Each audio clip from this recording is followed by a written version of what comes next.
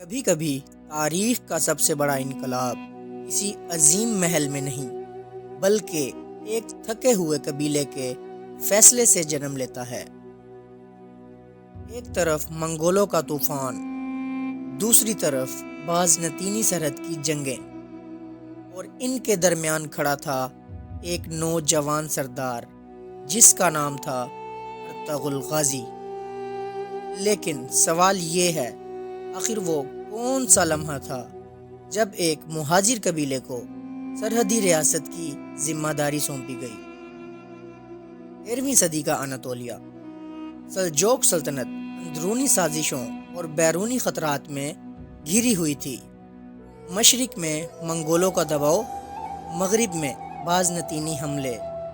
سلطان کو ایسے بہادر قبائل کی ضرورت تھی جو سرحدوں کی حفاظت کر سکیں۔ اسی دوران قائے قبیلہ ہجرت کرتے ہوئے اناطولیہ پہنچا۔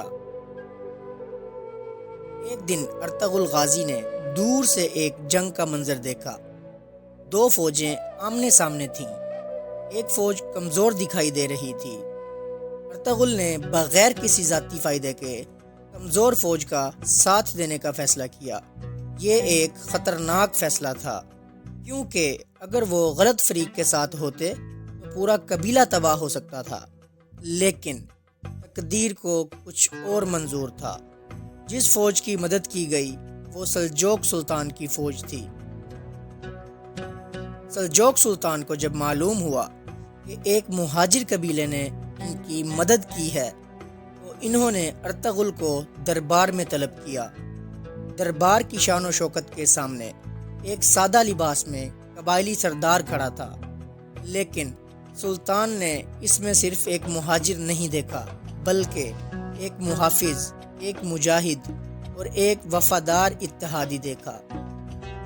سلطان نے فیصلہ کیا کہ اس بہادر قبیلے کو ایک سرحدی ذمہ داری دی جائے۔ سلطان نے ارطغرل غازی کو عطا کیا سوغوت۔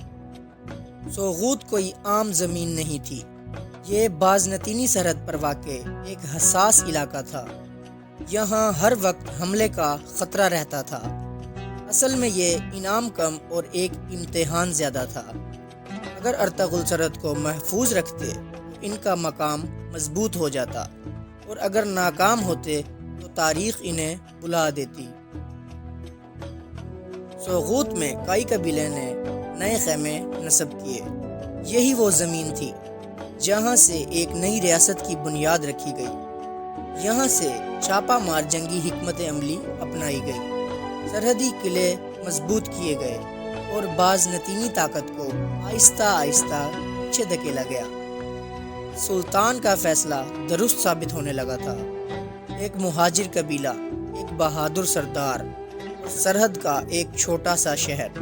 کسی کو اندازہ نہیں تھا کہ یہی سوغوت ایک دن 600 سال تک قائم رہنے والی سلطنت کی بنیاد بنے گا۔ یہ صرف ایک جاگیر نہیں تھی، یہ تاریخ کا موڑ تھا۔